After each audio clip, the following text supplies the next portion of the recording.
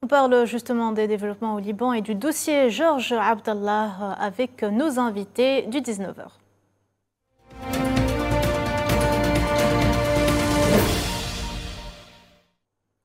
Avec nous ce soir, Omar Benberti, analyste politique et professeur universitaire, et Miloud Chenoufi, professeur de relations internationales au Collège des forces canadiennes à Toronto. Bonsoir messieurs. Bonsoir madame. Alors Omar Benberti, je vais commencer avec vous. C'est une affaire qui dure depuis des décennies.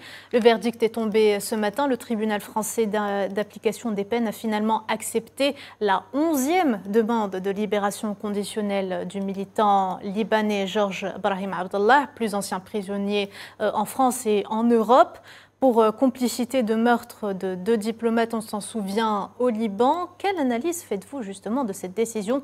Pourquoi la France a-t-elle accepté de libérer maintenant le détenu ? Y a-t-il eu, selon vous, des marchandages ou des tractations de coulisses ? Je pense que d'abord, la France n'est pas dans un rapport de marchandage. C'est un pays qui est soumis. Cette affaire de Georges Ibrahim Abdallah a démontré la soumission de la France au diktat américain et bien entendu juif israélien. À partir de ce moment-là, la détention arbitraire, c'est un scandale de Georges Ibrahim Abdallah sans aucune preuve en réalité, parce que tous les gouvernements qui se sont succédés depuis Charles Pasqua, Manuel Valls, François Hollande, Chirac, Mitterrand et compagnie, ont tous été démissionnaires face à l'examen de la justice française qui a considéré que cet homme n'était pas du tout condamnable. Mais cela fait plus de 40 ans maintenant qu'il est encore en prison en France. Et ça, c'est quelque chose qui peut nous rappeler, bien entendu, Nelson Mandela.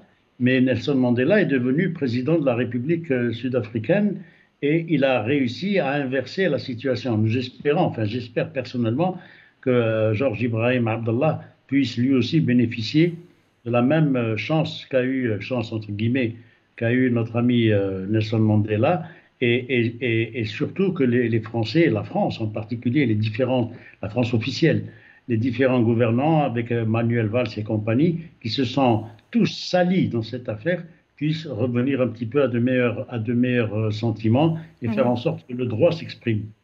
Ceci en sachant bien sûr que le dossier des accusations de Georges Abdallah est vide. Le militant est d'ailleurs libérable depuis 1999. Miloud Chenoufi, pourquoi, à votre avis, la France a-t-elle persisté à le retenir pendant plus de 40 ans au mépris du droit ?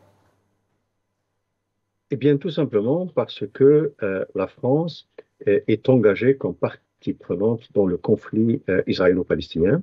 On le voit à l'heure actuelle à travers une position qui clairement autorise, permet, soutient, couvre le génocide qui se produit aujourd'hui. Et donc, garder Georges Ibrahim Abdallah en prison pendant aussi longtemps avait pour objectif de le neutraliser en tant qu'acteur politique et le garder suffisamment longtemps pour que son mouvement politique ne soit plus un acteur sur le terrain. Et effectivement, vous savez, ce monsieur est communiste. Il appartenait à des groupes militants armés pro-palestiniens communistes. Ces mouvements-là, comme vous le savez, ont perdu beaucoup de leur attrait et leurs leaders sont aujourd'hui dans le dernier tiers de leur vie. C'est le cas de Georges Ibrahim Abdallah. Et donc, voilà, hein, l'objectif de le retenir en prison pendant tout ce temps-là était de le neutraliser, de neutraliser la résistance pro-palestinienne et de montrer encore une fois, comme ça a toujours été le cas pour la France, que dans le conflit israélo-palestinien, la France est fermement derrière Israël depuis la création de l'État, en passant par la crise de 1956, la vente des bombardiers qui ont servi dans la guerre de 1967 et la complicité morale, en tout cas, aujourd'hui dans le génocide. Justement, Miloud Chenoufi, on peut dire dans ce cas-là que finalement la décision n'était pas forcément entre les mains de la France, en particulier lorsqu'on sait qu'à plusieurs reprises, les ambassades des États-Unis et de l'entité sioniste sont intervenues pour justement peser sur le cours de la justice française et bloquer sa libération. En fait, en 2013, la justice française avait justement dit que la libération conditionnelle était possible. Donc, il y a déjà eu, en 2013, une possibilité de libération. Et voilà ce qui s'est produit. Nous le savons grâce à Wikileaks. J'ai le texte sous les yeux que je traduis simultanément en français. Eh bien, grâce à Wikileaks, on sait qu'une fois que la justice a pris cette décision-là, Hillary Clinton, qui était la secrétaire d'État à l'époque, connue pour ses convictions pro-sionistes et connue aussi pour ses convictions néoconservatrices, donc partisane de la guerre au Moyen-Orient, eh bien, elle a contacté Laurent Fabius, qui lui aussi est un autre vecteur des néoconservateurs, mais cette fois-ci dans le gouvernement français, et elle lui a dit ceci. Même si le gouvernement français n'a pas légalement le droit d'intervenir pour faire appel de cette décision, eh bien, nous espérons que les officiels français vont trouver un moyen pour que justement cette décision-là ne soit pas suivie. Et la mission a été confiée à un autre sioniste, pro-sioniste, anti-palestinien, aujourd'hui fermement derrière Israël dans le génocide, qui est Manuel Valls. Et c'est Manuel Valls, qui était ministre de l'Intérieur à l'époque, qui a justement outrepassé la décision de la justice. Et c'est la raison pour laquelle Georges Ibrahim Abdallah est resté en prison jusqu'à aujourd'hui. Cette fois-ci, la décision qui a été prise n'est pas censée recevoir l'aval du gouvernement, mais l'accusation peut faire appel et ils vont faire appel. Donc, en fait, Georges Ibrahim Abdallah n'est pas encore libre et ne sera pas nécessairement libre le 6 décembre. Il va falloir attendre les résultats de l'appel qui sera fait. Omar Benberti, Georges Ibrahim Abdallah, un personnage pas comme les autres. Il est l'un des plus anciens détenus politiques détenus injustement en Europe. On sait qu'il a été détenu pendant plus longtemps que Nelson Mandela. On se pose la question, pourquoi est-ce que ce personnage suscite-t-il autant de controverses de la part de ceux qui le détiennent? Bon, il n'est pas le seul. Il y a eu beaucoup de controverses concernant tous les héros de la guerre de libération palestinienne. Et surtout avec un dossier d'inculpation qui plus est vide.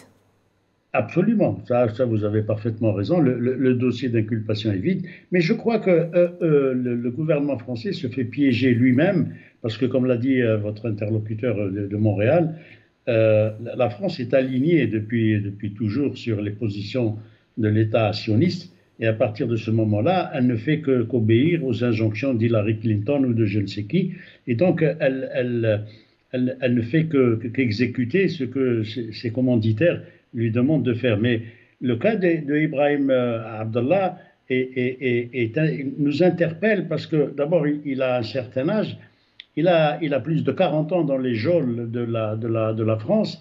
Et ça, c'est quand même quelque chose qui est scandaleux parce qu'on sait que les Israéliens ne s'encombrent pas. Ils ont assassiné Haniyeh, ils ont assassiné Sinwar, ils peuvent assassiner qui qu'ils veulent.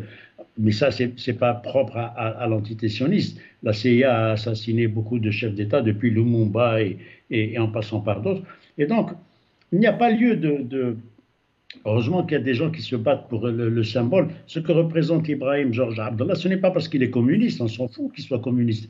L'important, c'est qu'il soit un résistant libanais et qu'il ne veut pas renier sa résistance et son soutien à la Palestine.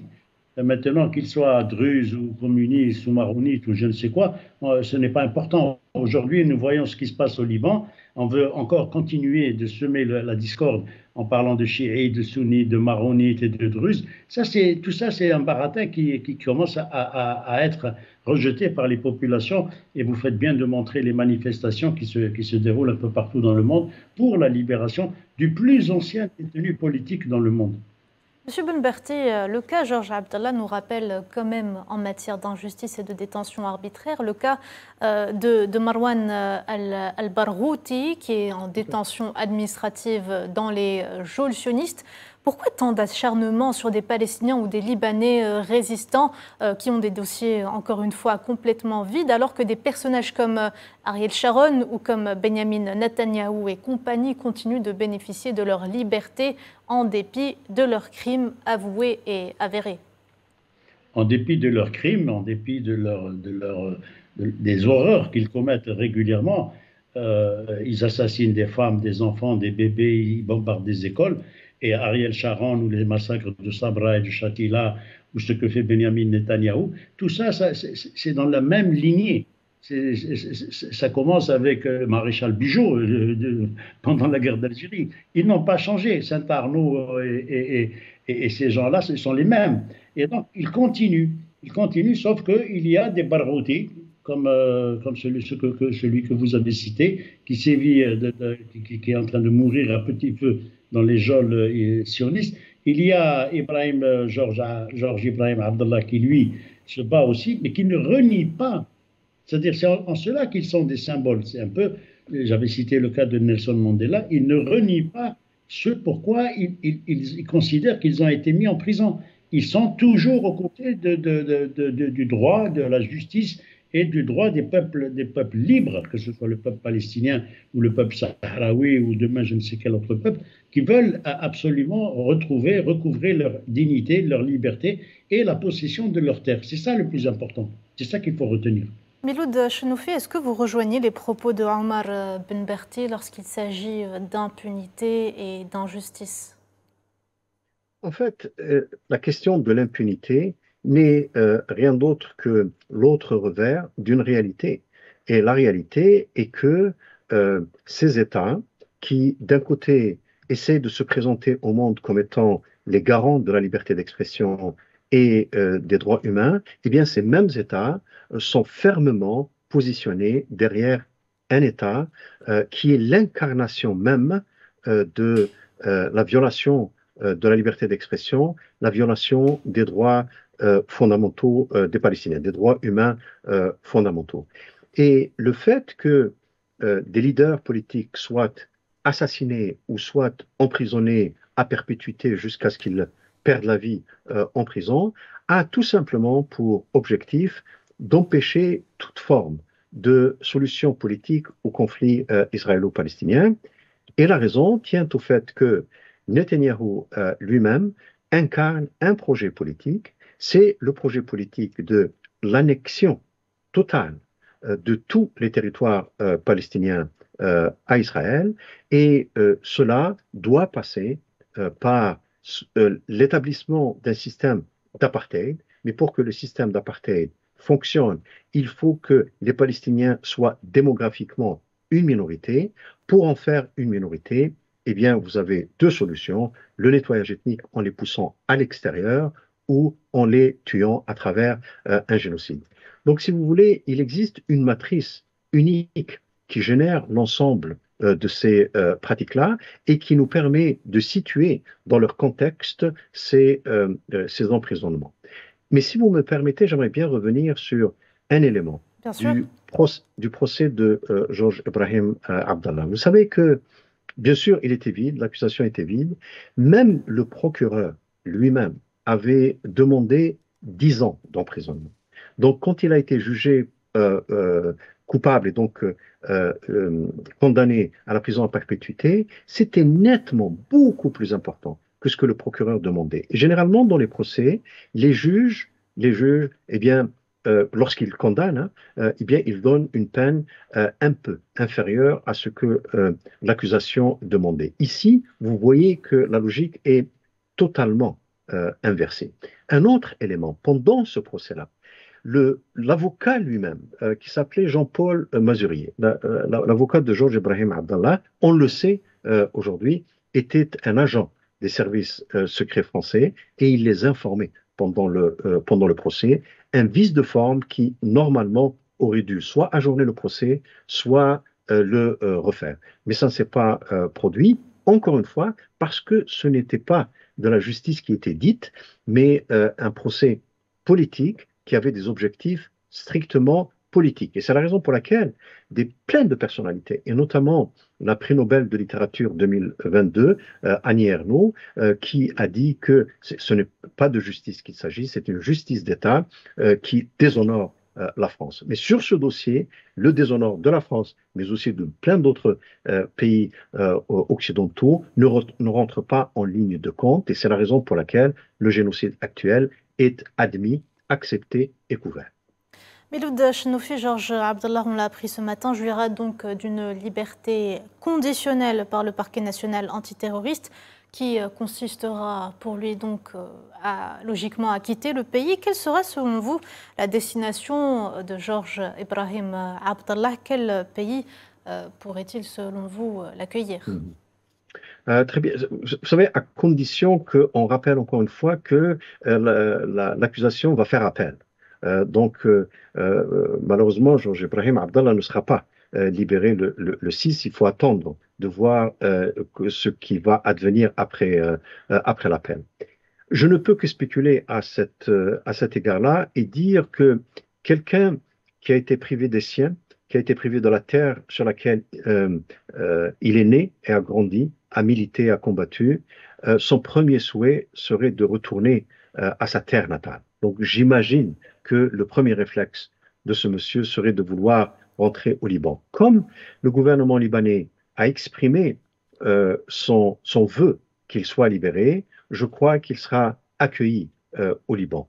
Bien entendu, des dispositions de sécurité doivent être prises par lui, par ses proches et pourquoi pas par le gouvernement libanais, parce que ce monsieur aura toujours une cible sur le dos jusqu'à la fin de ses jours.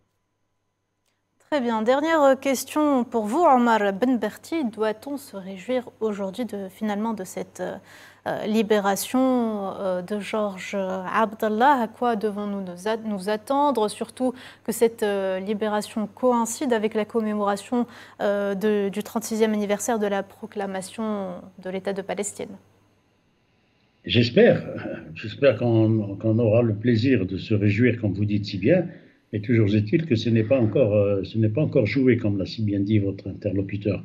Et donc, je souhaite que Ibrahim Georges Abdallah, qui est, encore une fois, est la manifestation du symbole de la résistance des Libanais et du peuple palestinien pour leur liberté, j'espère qu'il sera libéré. Mais toujours est-il que la leçon qu'il faudra en tirer, c'est que l'impérialisme, le colonialisme ne tire aucune leçon de tout ce qu'il a vécu pendant l'histoire. J'ai cité l'exemple de Nelson Mandela et on y revient, quoi. C'est-à-dire que ceux qui étaient qualifiés de résistants pendant la résistance française ont été qualifiés de terroristes par la suite, le FLN, les terroristes du Liban, etc. Et donc aujourd'hui, il faut se préoccuper, se demander pourquoi on continue d'avoir cette vision néocolonialiste et impérialiste dans des pays qui prétendent dire le droit. Et justement, à votre avis, maintenant qu'il est libéré, est-ce que la vie de Georges Ibrahim Abdallah sera-t-il enfin en sécurité maintenant? Bien sûr, j'espère qu'il sera en sécurité. S'il n'est pas, l'Algérie a participé. Vous savez que les services secrets algériens ont été partie prenante dans les affaires qui ont lié le sort d'Ibrahim Georges Abdallah et que les services de sécurité algériens ont été très déçus par l'attitude qu'a jouée la DST française parce qu'ils ont été quelque peu floués dans cette affaire. Parce qu'ils s'étaient engagés pour justement servir d'intermédiaire. Mais si le Liban, c'est dangereux pour lui d'y aller, il sera toujours le bienvenu en Algérie. Merci beaucoup Omar Benberti. Merci également à vous, Miloud Chenoufi, d'avoir répondu à nos questions. C'est toujours un plaisir de vous avoir parmi nous. À bientôt.